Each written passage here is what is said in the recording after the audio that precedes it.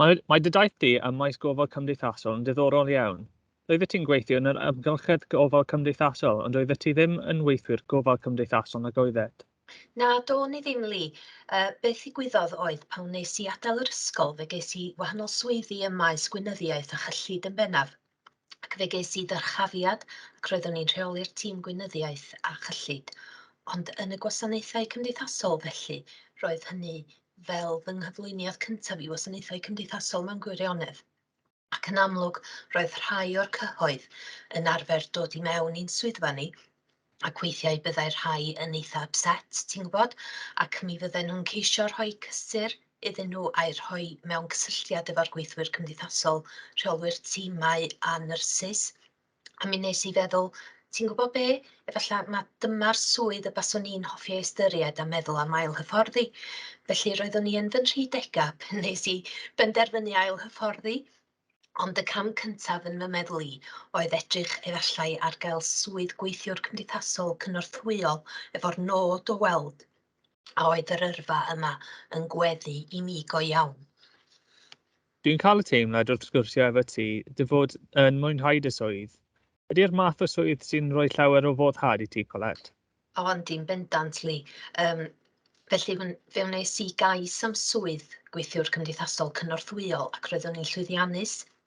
Mi ddechreuais i tua mis Medi, erbyn mis Rhagfyr roeddwn i'n meddwl dwi wrth fy modd efo'r swydd yma ac y baswn i'n hoffi gwneud cais i brifysgol i ddechrau cwrs gradd, i hyfforddi, i fod yn weithiwr cymdeithasol.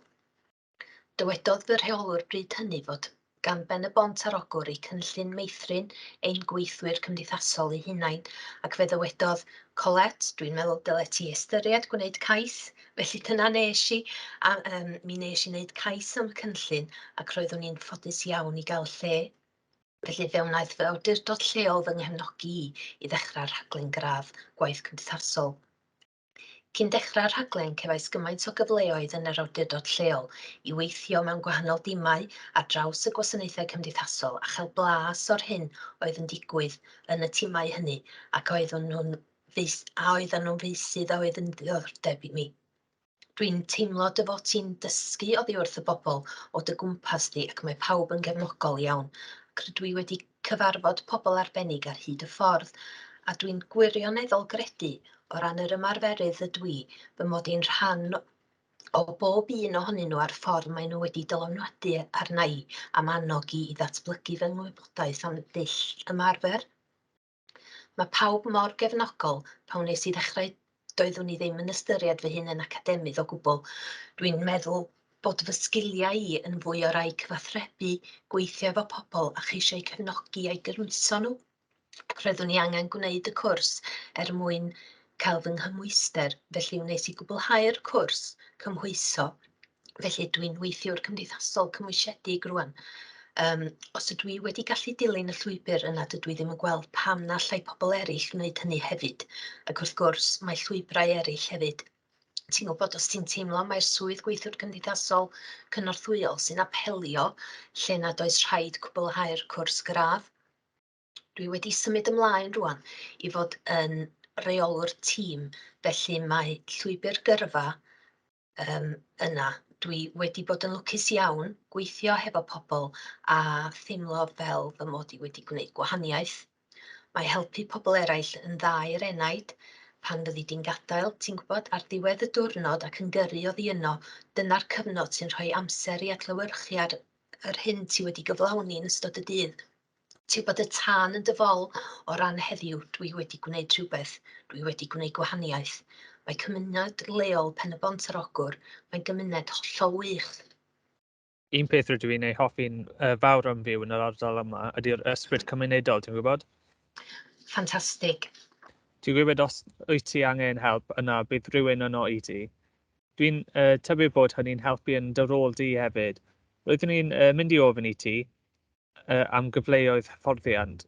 Ti wedi nodi'n amlwg, ond mae yna lu o gyfleoedd hyfforddiant gyda chyngor bydreistef sirol Pen y Bont ar Ogwr. Ond unrhyw un â diddordeb, ti'n gwybod, yn gwneud rhyw math o swyddog wyt ti'n ei wneud, mynd i fyd gofal cymdeithasol.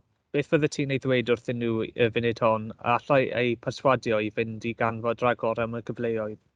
Ond mi ddechreuais i weithio i Ben y Bont yn 2005, a dwi'n dal i weithio i Ben y Bont nawr, ac un o'r rhesymau dwi'n teimlo i fod yn awdurdod lleol gwych i weithio iddo ydy am y cyfleoedd hyfforddiant ac unigir, a cyfoeth y hyfforddiant ar gael.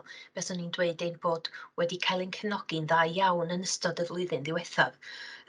Da ni wedi cael mynediad i wefan ac mae yna lu o wybodaeth ac mae'n wych bod fformatau hygyrch fel hyn ar gael, ti'n gwybod? Da ni'n symud efo'r oes ac yn ceisio gwneud yr hyfforddiant yn hygyrch. Roeddwn ni'n ffonio'r adran adnoddau dynol neu'r adran hyfforddiant a chael trafodaeth efo pobl. Dwi'n meddwl ei bod yn beth da i feddwl am gerrig camu i weithio mewn gofal cymdeithasol.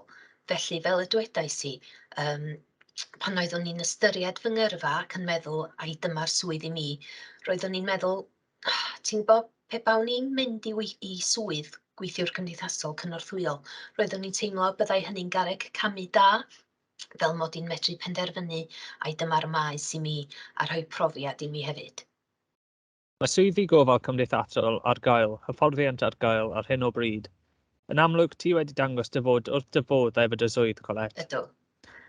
Fel y dwedais yn gynharach, mae hynny'n dod trwodd yn glir.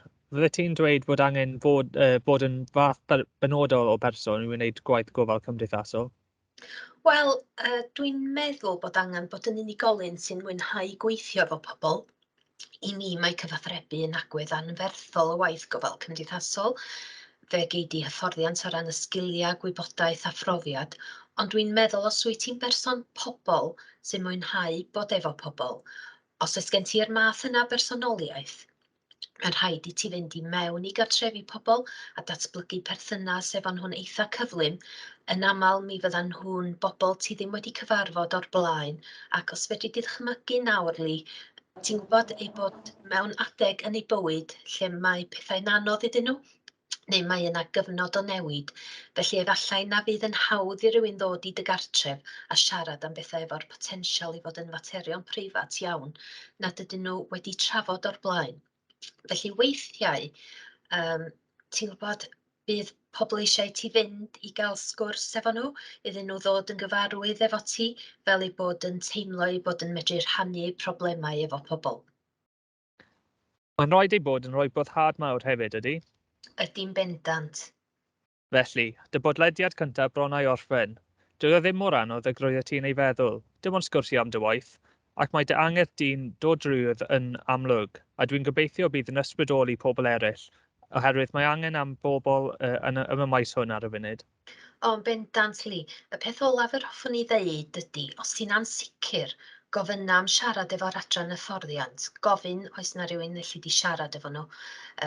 Oherwydd os ydy pobl chydig yn boenus, neu os oes unrhyw wybodaeth arall mae nhw eisiau, efallai y medrwn ni helpu efo hynny.